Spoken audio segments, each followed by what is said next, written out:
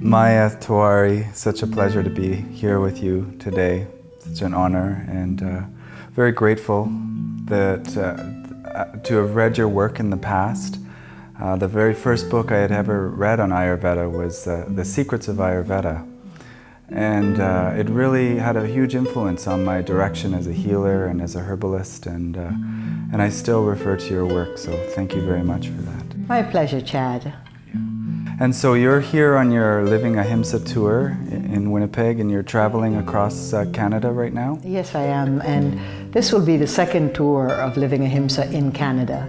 Our first occurred in 2010, and we've seen such a major development in attendance and the awareness of the work in Ahimsa that it is really heart-opening. But it is my first time in Winnipeg.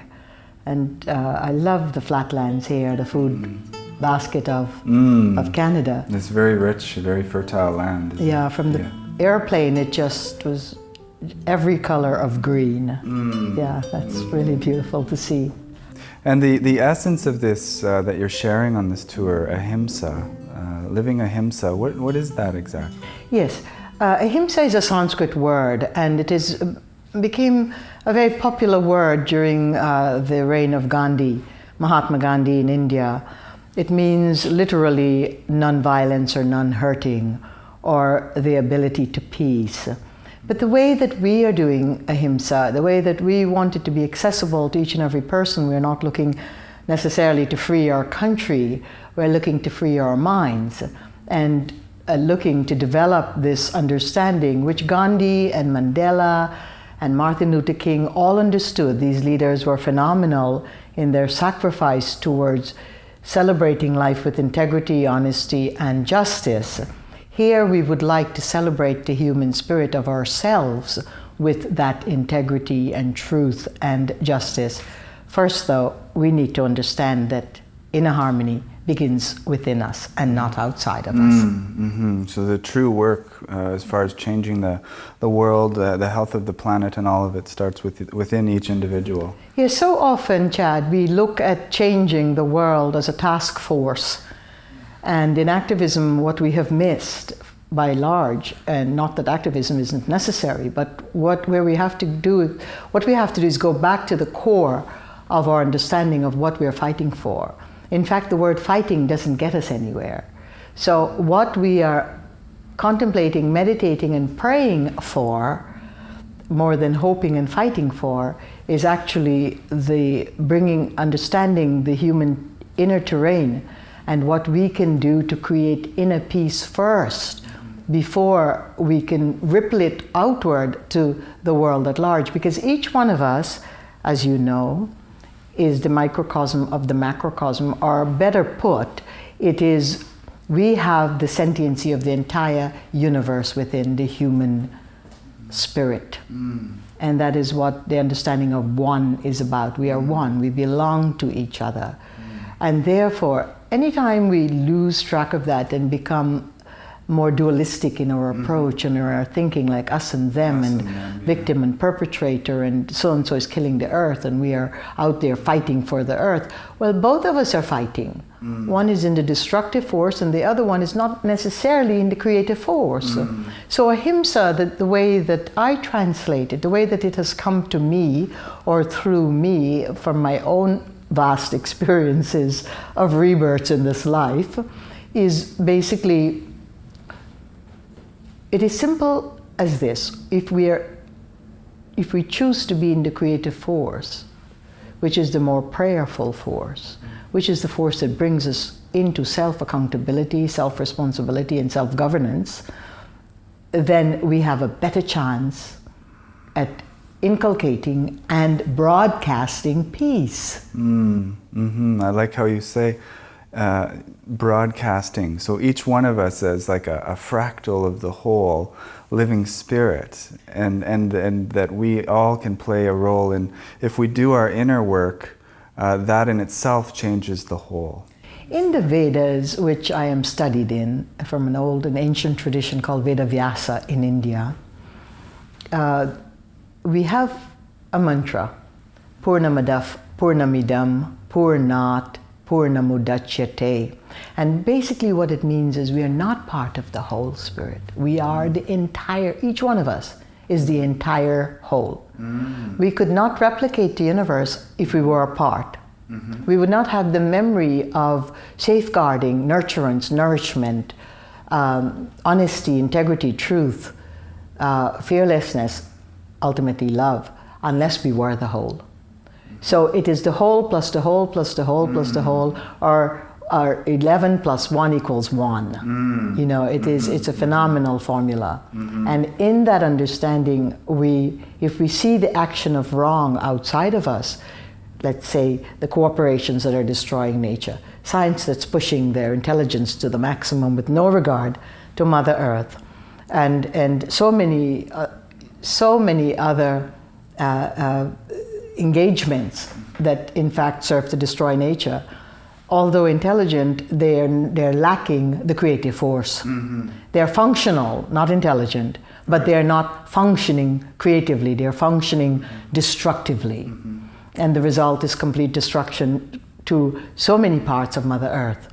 And also, when we destroy Mother Earth, we are destroying the innate memory of Mother Earth, and therefore the reflection back to us is a lack of memory, forgetfulness. Yeah, can you say a bit more about that memory that's in? Yeah, it's a vast topic, and I don't want to speak in circles here, but the understanding of us being one spirit, belonging to each other, because at that vibratory level of spirit we are one.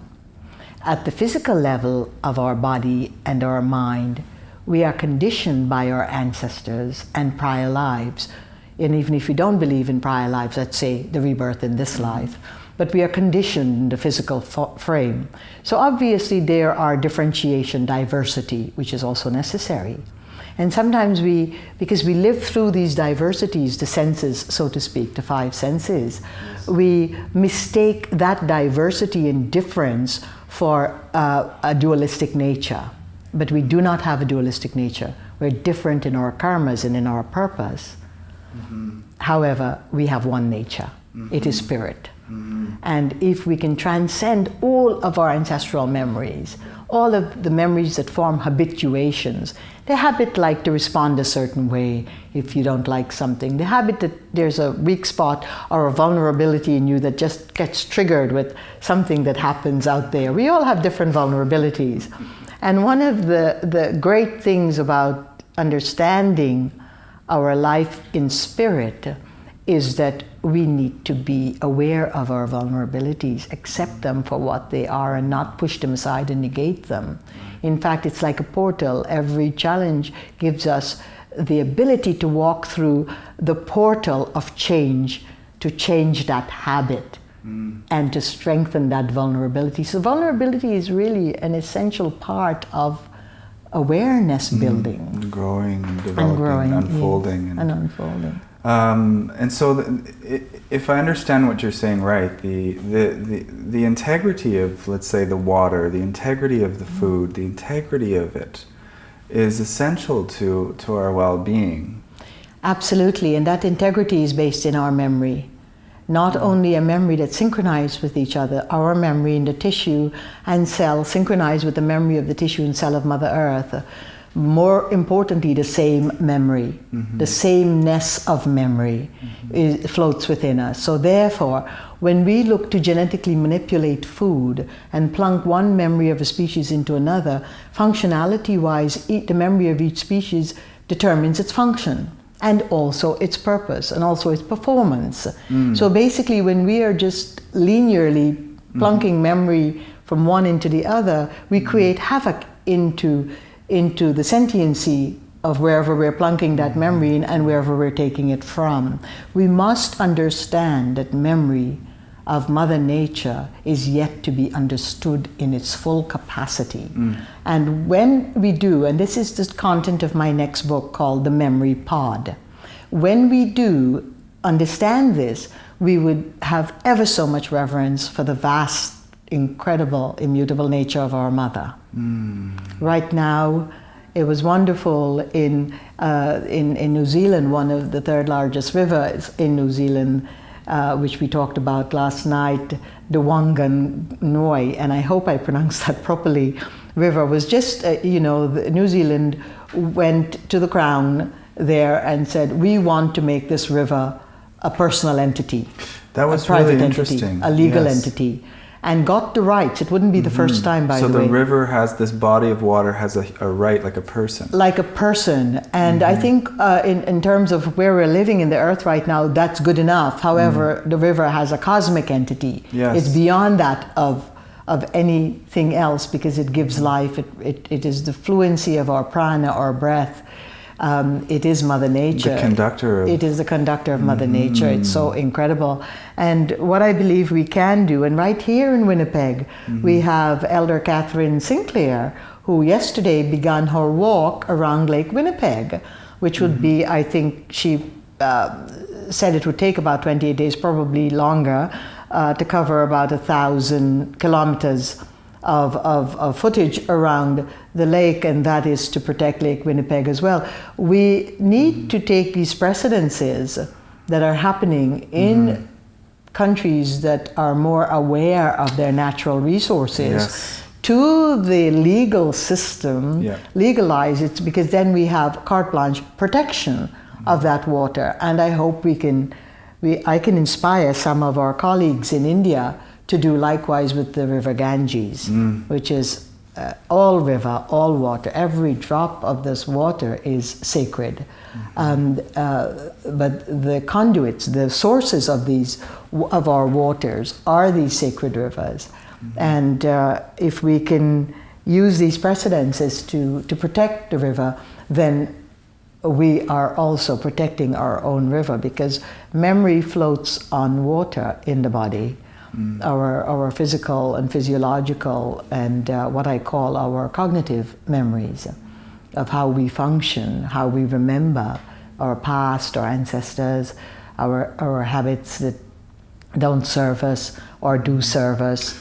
I'm looking at the water as a conductor. We know water conducts energy, and in a way, like, we're manipulating, through our materialistic views, we're manipulating genetics, but maybe not understanding the vibrational quality of everything, the song of life that's this wholeness. And it's reminding me of something I'd read in Ayurveda, that a lot of disease and a lot of the inner work that we need to do, if I understand it right, is stop just only identifying with the physical part of ourself. Is that right? Or? Yes, and that identification went back eons of time ago, when we began to eradicate the native mind on our earth, because we were so challenged and threatened by the DNA imprints that came with that mind.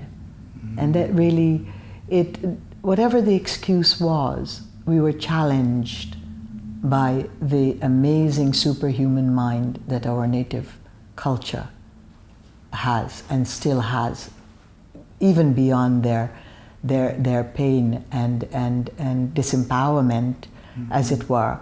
And what we need to do in order to reclaim it all is to be in that space of ahimsa within ourselves. We cannot go out in any other mode but the mode of understanding our inner awareness, our consciousness, becoming more conscious every day of what is the destructive force in each one of us, what is the creative force in each one of us. Do I choose to be in the destructive or the creative no matter what is happening? I can, of course, it is human nature to be in despair and disease and illness. The physical body is going to break down. It breaks down all the time. That's natural, actually, for a physical organism. The psyche is going to pick up all the things of trained behavior that has been implanted into our ancestral bedrock of the mind. Yes. And so basically, we are always going to be reflecting these things, but how do we transcend that? Yes. How do we change that? Through this and Meditation. yes. Sitting and saying, I invoke the intelligence of my inner self, because we are actually self-generating intelligence. When we go to fight a war, when we decide we're going to actually pummel science to its nth degree, well, it's different karmas. We all come in with different purpose. I'm not saying one is right and one is wrong. Altogether, we create the whole. Individually, we are the whole. But oftentimes, when we have the karma of the intellect and pursuing it to the nth degree, we often become myopic. And we don't take into consideration we are in the thrill of this journey and in the absolute obsessive focus of the journey. And we don't have the memory, recall, to say, let us widen, let us give some inner space on this. Hawkins did. A few of our physicists really have seen that. Our elder and ancient physicists knew that. Our European ancient classical writers understood it and all went to India for this confirmation of information, that they understood that, hey, we are understanding one part of what we can do, but it is subjective. We have not looked at the objective information that Mother Nature is giving us. So science, as we go forward, must make it a priority to listen to Mother Nature's intelligence. You know, this is bringing something up for me. As I started studying traditional healing methods and history, I realized that it was all men in the history. It seemed like man after man that was this sort of claimed to have discovered this and that about the understanding of the workings of nature. But when I really look at the healing centers and the courses and the gatherings, it's the women, and the women are. And how do you perceive this? You know, maybe descent into hyper-materialism or loss of perspective of oneness, and the intellect, and I've heard the Dalai Lama has say that the Western woman is going to save the world, and does that resonate for you? The Dalai Lama has said that he loves women, and in fact, when we meet at the various interfaith conferences, which has occurred several times in the past, I'm always amazed at the fact that he remembers me, because he sees literally millions of people, and certainly thousands of spiritual types. So the last time I saw him at the Parliament of the World Religions in Melbourne, Australia, which was at the end of 2009, he actually crossed the hall and came right over to me as he entered the hotel and where he was staying. And he just bowed, and I said, no, I'm the one who's supposed to bow. And so we sort of hit for it together. And I said, how do you remember each one of us, Your Holiness? And he said, you're Maya. Maya is the mother of Buddha. Maya was the name of the mother of Buddha. Yes. You know, so you're Mother Maya. So it was really a lovely moment. He is very, very supportive. But here again, of women and women's rights. But I don't want to limit the power of women to rights. To rights. And to the legal rights and social society's rights or cultural rights. We have the amazing Shakti within us. Each one of us what is this does. Shakti? Yeah, men and women both. The incredible power of the feminine spirit to bring forth life, creativity, safeguarding. Our work has always been cut out for us by nature of how we are formed within our structure, anatomical, physiological, psychological, spiritual structure as a female person. And so reclaiming these rights is part of what we do at the Wise Earth School of Ayurveda, which I started in the United States in 1981 as the first school for Ayurveda in the West. Now, the Shakti education is wonderful because it's for men as well, not just women, because we are a supporting force for each other in terms of genders. But getting back to the work of what I think to bring it into the pod of memory for each one of us is that there is nothing right or wrong there's dark, there's light. There's the destructive force and the creative force. Each one of us has the potential to both. And so when we understand that, we can say, for instance, science is a lot myopic, but I understand where their mind is going. Or that the people who are out there fighting wars, it's also myopic. I understand where their force is. The people who are responding in anger to it, we understand where their vision and focus is as well. But beyond all of these situations and challenges, we have the solution. We have to go back into the inner terrain, clear out the clutter and the glut inside of us, clean out those spaces through meditation, through wonderful activity of walking back in nature, learning Mother Nature, breathing properly, and really give up the things that don't serve us, the excess dreams we may have of what everybody else has that we must have to, the time that we spend, how we spend our time with our children, what we buy into from the commercial communities and commercial world that we live in, how much of it we can put asunder and say, I want to reclaim my spirit of a Himsa within me. Sure, yeah. Which is a much deeper process than, let's say, healing through, vitamins and herbs. And I mean, it's not that those things aren't important. It's just herbs and vitamins and food is the best. Yeah. Anam aushadam asti. Food is the best medicine. From food comes herbs. From the herbs come the memory of the human tissue. From the human tissue memory comes, we serve back Mother Earth. It's a cyclical cycle of how we relate to the memories of Mother Earth. There is memory within the plant that we eat. That plant is sacrificing its life to serve the memory of sentiency within the human organism. We process that memory by assimilating it, nourishing the body, the tissues, and then we put it back into Mother Earth. It has more sentiency when we put it back to Mother Earth because it has gone through the human sentient conscious system. Now when we take our food and we tear it apart and we strip the nutrients from it and we plunk in all of the additives and the chemicals and the God knows what else or whatever inane reasons that we can think of, what we're actually doing is we are stripping memory from the food so it no longer has a cohesive or a communicative relationship within the body when we eat it. So it's very hard to imagine anyone being well or on all levels of their being, or the planet in response to how we're relating to it being well. So it seems like a very core and key, it's and core. Very under-discussed, I think. It's under-discussed because the understanding is not really there. It hasn't been there for a long time. This work that I started to understand came in while through ovarian cancer at an early age of 18.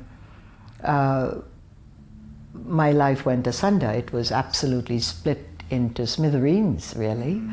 And I was forced to walk that journey, the passage between life and death, and spent 5 years in my process through many different therapies, radiation, chemotherapy, surgeries, whatever, while I was in New York. And when I was told that it's most likely I have a death sentence, I moved away and went into a place of my own understanding to die, so to speak, on my terms, if we ever can control our terms, which we can't, by the way. But what happened was the divine grace of the Mother, this Divine Mother, this Mother Earth, this Mother Sky, and Mother Supreme came into an understanding. Because you see, it is not that difficult. Many people at the time of death go through a portal, the portal of light, and your physical anatomy is actually stripping away from the subtle anatomy. It has to, in order to escape, for your soul to leave the body and the physical to be finished with. And in that place is a vista. And in that vista, past memories come back. And it's so extraordinary because what came to me was the understanding, but then I didn't know it, the understanding of the memory field of this universe. Now, one can say, oh my goodness, that's a big thing to come to you. But I didn't understand it as such first. When I went back to the motherland of India, I am Hindu by tradition and birth, but we grew up in what was then called British Guyana in South America. And my grandparents had been transported there by the British some long time back as indentured people to serve the land and do farming and whatever. My family ancestry were priests, Hindu priests. And they came because they were the first set of Hindu priests to have arrived in the land that was shared between the Africans who were brought there earlier as slaves and the Indians brought as indentured serfs. Now, what basically ended up happening is my return to the motherland was really the first in a couple of 100 years for my people. I met my guru, Swami Dayananda Saraswati, who is India's a phenomenal scholar of the Vedas in India, an amazing, incredible mind and spirit. And he became my teacher for many, many years. And in studying the Upanishads, the Vedas, Taittiriya Upanishad, Mandukya Upanishad, Chandogya Upanishad, these are large bodies of work dealing with self-knowledge in the language of Sanskrit. The confirmation of what I had discovered in my fragile years came to pass. And it has taken me now, this is 30-some years later, to actually feel fit enough in my own sentiency and own Himsa. Until I could fasten Himsa to my understanding in a very core way, I could not write this book. So the book is called The Memory Pod, and it talks about our relationship with the different content of memory in the universe, the infrastructure of memory in the universe, how through the vibratory field it is reflected in the most sentient of its species, the human beings, that is, and how other species interact and interface with this memory. And when they are naturally made extinct by human actions, basically we lose that part of the memory from the grid. And therefore we can't reflect it either. And so part of the way that we don't remember has to do with a lot of the destruction on our earth already. However, the human person is the most sentient of the species, and we can reclaim that. There's always a safe space inside where we are exempt from our ancestral karmas, we are exempt from the habituations of society, we're exempt from our own past, and we can claim that. There's a space in there that's like pure and there is a pod inside of us that we can reclaim, and that is what our journey today is about. That's what you're doing, Chad, with your work. That's what we're all doing, and not any one of us can do it alone, because we belong to each other.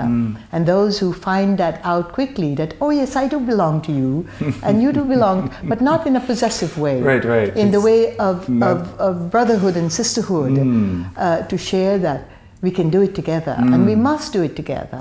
It reminds me of another concept in Ayurveda, that the true nature of our being is peace and bliss and joy and understanding, and that the rest is just sort of on the surface muddling. And Joseph Campbell was really giant at bringing this into the field of he was an amazing thinker of our time, as was Krishnamurti our time before, and so many of our Vedic seers, and so many of our native people, Chief Seattle and others, that countless names of the native intelligence that now, by the way, science, I just saw in one of the articles that came to me, that science is only now discovering that the DNA of the North American native people, but it means all the native people of the world, is so incredibly unique.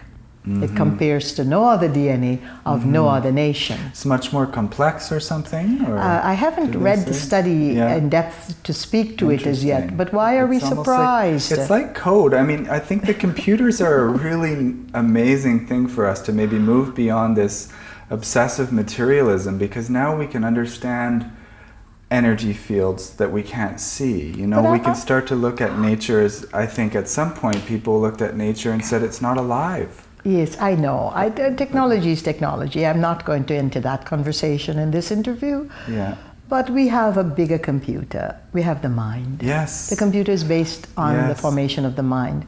The language is actually inscribed from the language of Sanskrit. The computer is designed to think like Sanskrit, like the Sanskrit language. See, that's fascinating, isn't it? I know, that's another conversation and another interview. That is huge. That is huge. But getting back to what we're talking about, it is important that we do not despair. Yeah, well, this is what I was. So Maya, what I wanted to ask you was that I get this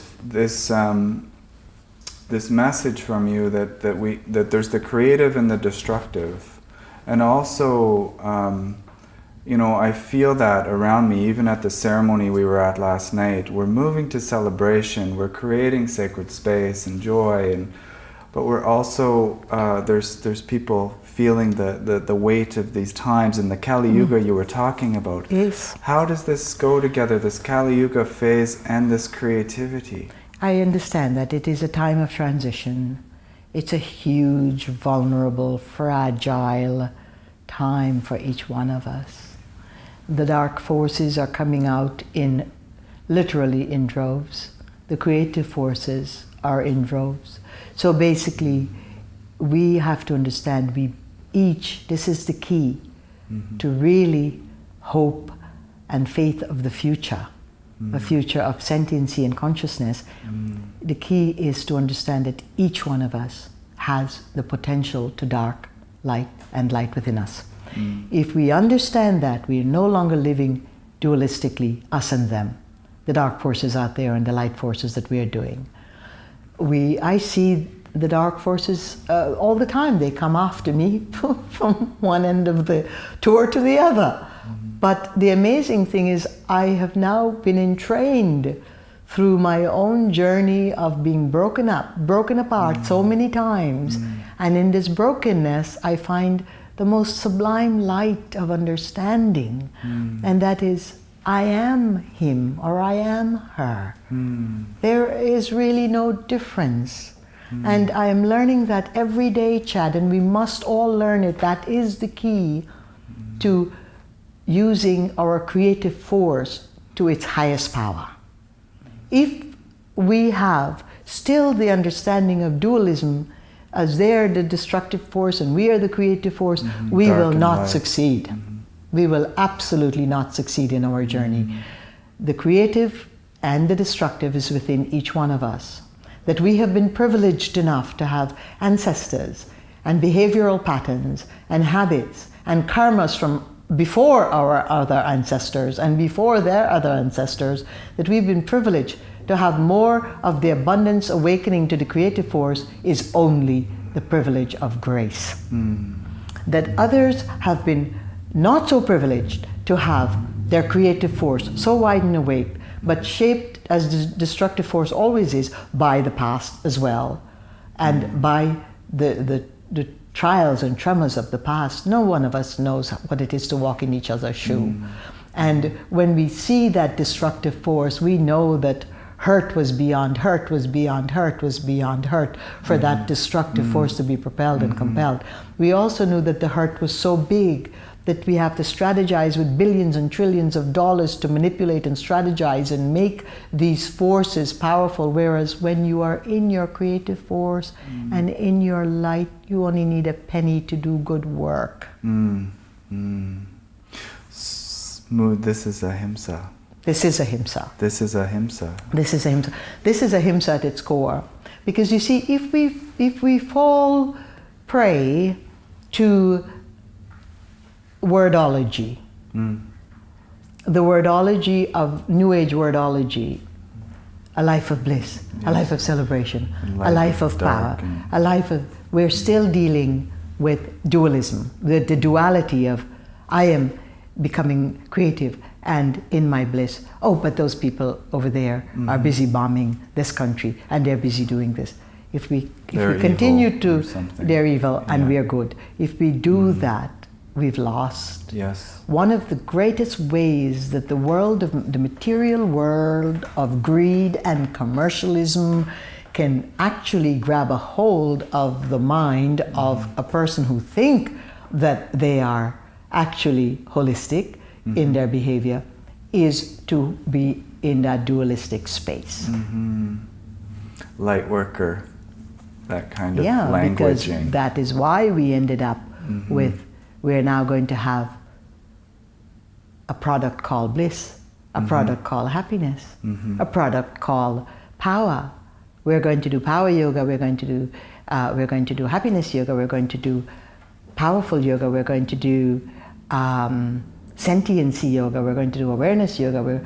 But by the same token, we can just as easily have stupid yoga, naked yoga, not so good yoga, unhappiness yoga, despairing yoga, because all of it is wordology. It isn't a question of yoga and medicines, herbology and panchakarma and all of these incredible, wonderful things that are available to us are not the healers. These are going to be invoked to heal you when your awareness is in fine form, operating to make the choices we must make towards creativity. I think some people might want to ask you in this moment. A lot of people are trying to put themselves on a good path, not a bad path. Sure. And they're following these principles of, good and bad. So are you saying we can move, if we rest in our true nature, in Ahimsa, in that space within ourselves, that we're naturally moved beyond good and bad, we can trust where we're going? Is it something like that? It's exactly like that, Chad. I'm not being critical. I'm pointing out the obvious. Most people would not point it out. And that is, we have to get beyond the space of good and bad. I'm really grateful you're bringing it up. Rumi said, take me to that field. I will meet you there in that field beyond right and wrong. Yes, I love and basically that. all the mystics understand this. They understood this because they understand the passages of dark. There's a purity there. They understand the passages of light. They understand that they go together. They go together. It is just a question of our awareness always reaffirming, this is creative, this is kind, this is the memory I need to retain. I don't want to fuel the other memory. If someone does harm to me, which happens, then I have invoked my creative spirit so that I have no memory of that. It's interesting, when I think to my own reference points for that, it feels good. And sometimes when I get up here and I'm trying to decide good and bad, it's just conflict and it's quite draining. Yeah, and don't get up there too much and don't try and figure it out. Just go right back to the vow of Himsa, which is, I choose my happiness, I choose my creative force. That's not going to take, I'm not going to allow that to take too much space inside of me. We are always in control of that, but we have to invoke this memory pod. We have to invoke the memory pod within us in order to be able to clearly remember that we have a choice. Practically, Maya, could you share with us a basic daily practice for a busy person living in this world? Is it a moment to moment? Is it 5 minutes before breakfast? What do you advise? Meditation works, and there's a wonderful Zen saying about meditation: do 20 minutes a day. And if you're very busy, too busy to do that, do more. And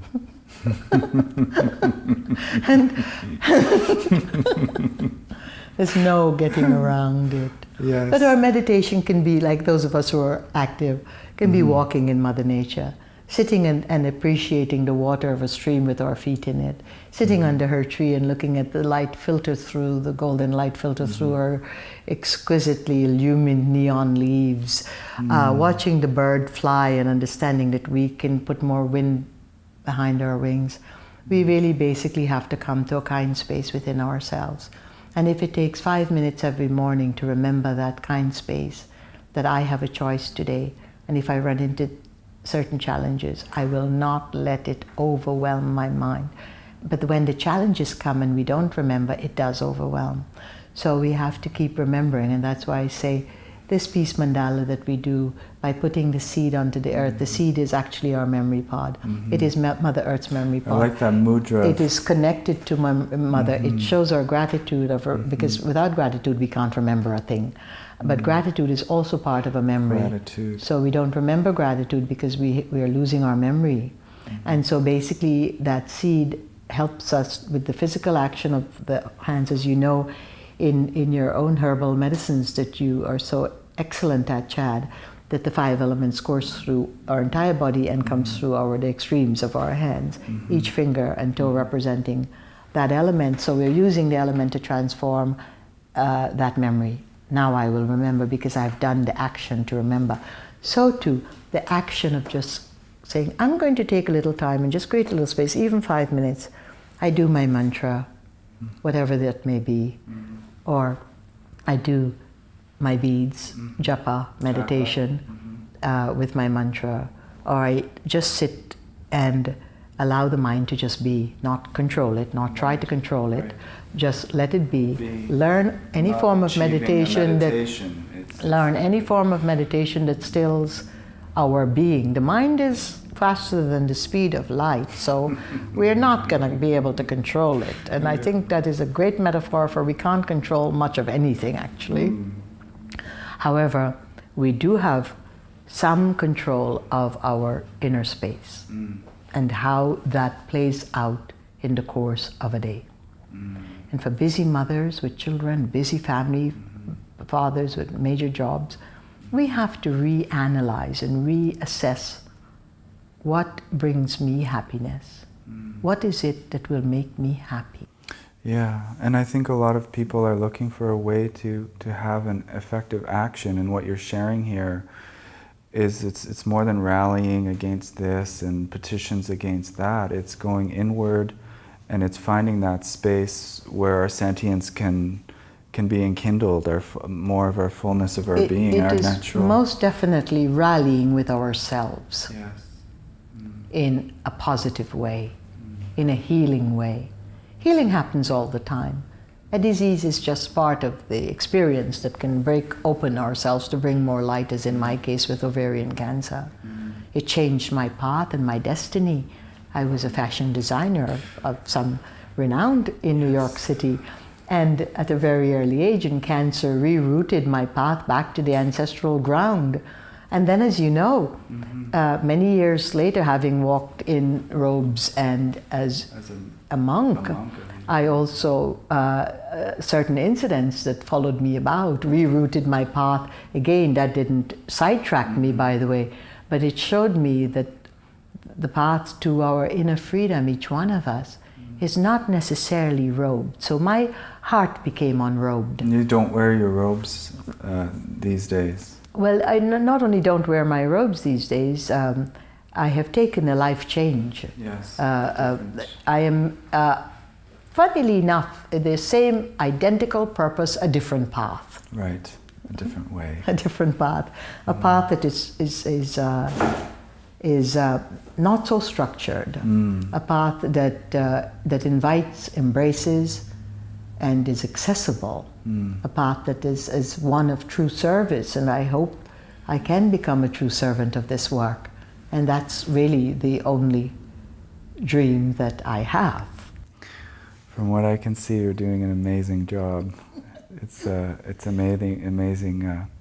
Mother Maya, one last question for you. On your nightstand, or when you go to reading, where do you have any favorite teachers, authors that are in book that people could explore out on their own in the world? Yes, and I must say of late I have not been doing a lot of reading because there's so much I need to pour out with the books in the recesses of wherever they're stored. Right. And also there comes a time there, during the studies to become a Vedic monk, we read and read and read and read and read. My eyes became tired. But what I can recommend, yes, there's so many incredible books. The works of of the great masters, really, who teach us that our mind is really. I go back to the playwrights of Goethe and Ibsen and Chekhov and Shaw. Really? They were the works that shaped my earlier life. Literature was the work that shaped my earlier life. I'm not good at popular reading, I must confess. I do skip through books, but there's so many incredible authors. There's my friend Deepak Chopra, his works on our the soul, the journeys of our soul, the work that he has done in terms of perfect health and his bringing quantum physics into the equation of to widen the mind and how we look at things.